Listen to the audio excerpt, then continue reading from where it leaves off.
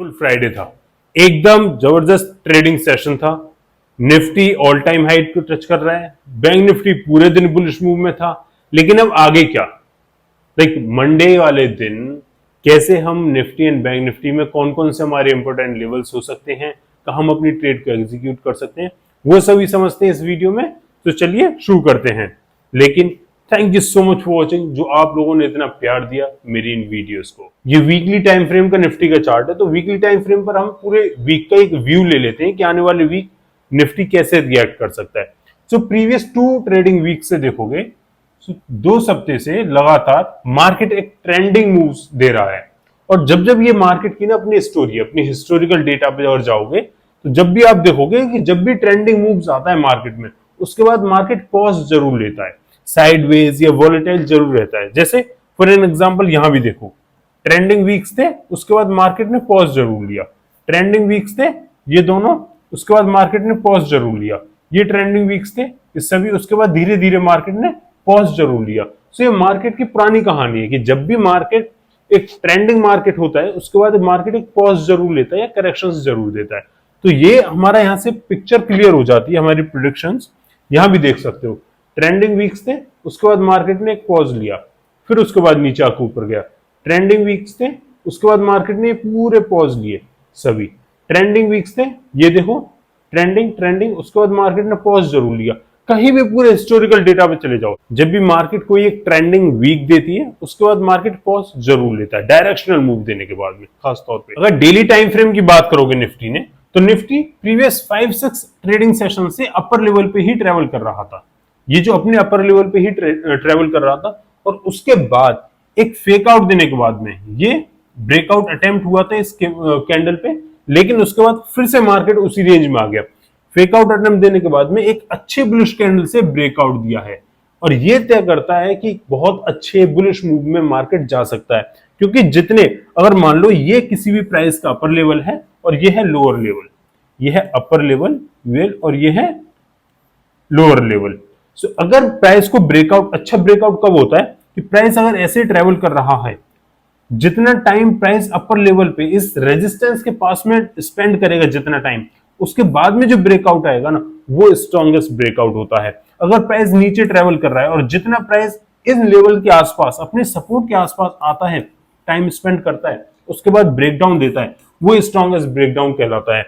लेकिन कहीं से प्राइस ऐसे ही सीधा आ जाए, ऐसे मूव करता हुआ, सीधा मूव करता हुआ आ जाए और सीधा ब्रेकआउट दे दे, तो वो एक स्ट्रॉन्ग ब्रेकआउट नहीं कहलाता। तो ये यहां हम बोल सकते हैं ये एक बहुत ही अच्छा और एक बहुत ही स्ट्रॉन्ग ब्रेकआउट है। मार्केट के ट्रेंड को आने वाले टाइम में एक डायरेक्शनल यानी अपसाइड मूव में शिफ्ट कर सकता है, बिल्कुल पोटेंशियल है। लेकिन अब आइडेंटिफाई कर लेते हैं किस लेवल पे हमको ट्रेड को एग्जीक्यूट करना है। मैंने 18 सितंबर को अपने डिस्कॉर्ड के ग्रुप में, जहां हम प्राइस सेक्शन को एनालाइज करते हैं, सीखते हैं, उस ग्रुप में ये चार्ट अपडेट किया था। सेम चार्ट आपको दिख जाएगा, और मैंने बताया था कि प्राइस यहां से संभावना है कि अपसाइड मूव देगा, फिर रीटेस्ट करेगा, फिर से एक अपसाइड मूव देगा, तब एक स्ट्रॉन्ग ब्रेकआउट कहलाएगा। एक सेम प्राइस ने काम करा। मेरा रीजन क्या था, इसके पीछे लॉजिक क्या था, जो मैंने आपको समझाया था, क्योंकि प्राइस अपर लेवल्स पे ही बहुत ज्यादा टाइम स्पेंड कर रहा था। प्राइस ने यहां ब्रेकडाउन दिया इस पैटर्न का, हमने बिल्कुल भी एंट्री नहीं ली। क्यों?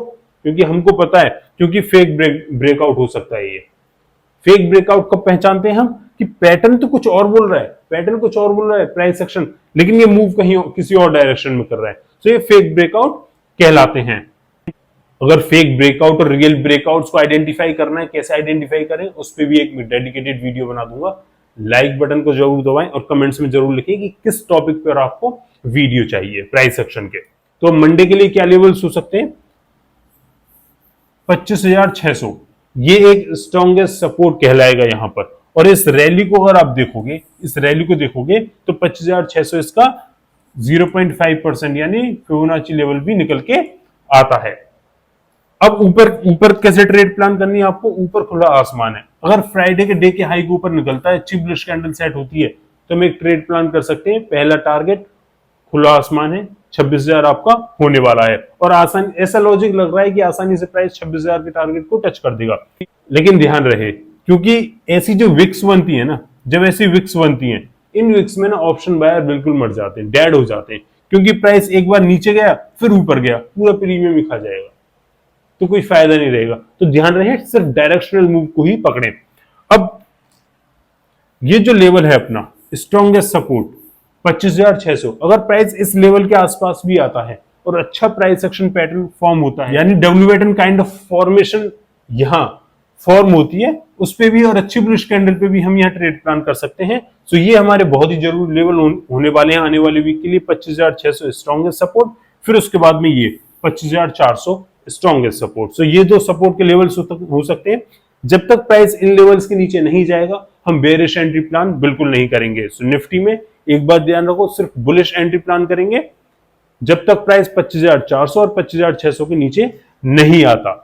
वही बात करेंगे अगर बैंक निफ्टी की, तो बैंक निफ्टी को भी अगर देखोगे तो प्रीवियस 2 वीक से 2 सप्ताह से लगातार एक मार्केट ट्रेंडिंग वीक में रही, ट्रेंडिंग मूव्स दिए लगातार 2।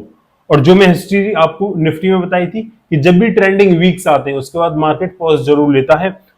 ये ट्रेंडिंग वीक्स होते हैं पैसे कमाने के लिए कि हाँ यार इस सप्ते हमने पैसे कमाया, लेकिन जब ट्रेंडिंग वीक के बाद में ना पॉज लेती है मार्केट, वो होते हैं पैसे डुबाने के। क्योंकि लोग क्या बोलते हैं कि यार यहां से मार्केट बुलिश था तो आगे भी बुलिश मूव में रहने वाला है, एंट्रीज प्लान करते हैं, एंट्री ले लेते हैं। लेकिन लोग भूल जाते हैं कि बुलिश मूव के बाद में एक ट्रेंडिंग वीक के बाद में पॉज जरूर आता है जहां मार्केट दोनों साइड मूव करती है और उसके बाद क्या होता है कि हमारे दोनों साइड स्टॉप लॉस हिट होते हैं।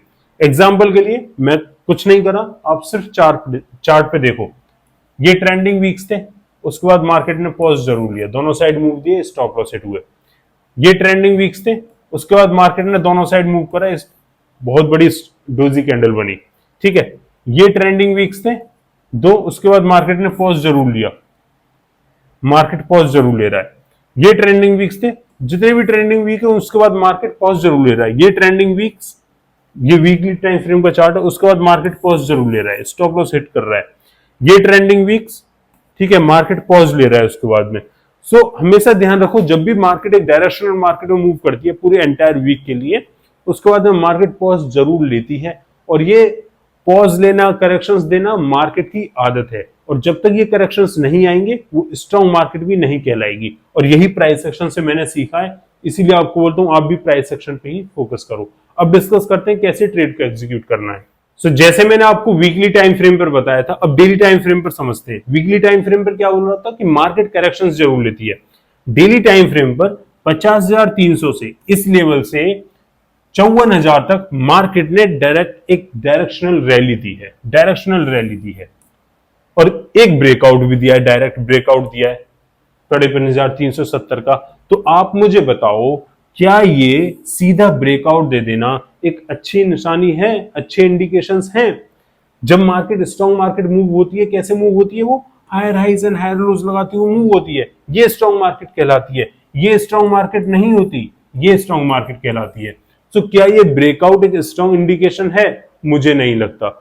एफआईआईज ने क्या खरीदा, फेड क्या बोल रहा है, मुझे नहीं लगता। लेकिन मुझे ये लगता है कि ये जो डायरेक्शनल रैली दी है मार्केट ने, ये एक स्ट्रॉन्ग रैली नहीं लगती। स्ट्रॉन्ग रैली तब होगी जब ये आ जाए नीचे और अपना करेक्शंस दे दे एटलीस्ट 50% का फिबोनाची लेवल्स के अकॉर्डिंग। इतने परसेंट का रिट्रेसमेंट तो चाहिए, लाइक 50% इस रैली का 50% या 60% ऊपर से मूव हो जाए, इतने परसेंट का तो रिट्रेसमेंट चाहिए।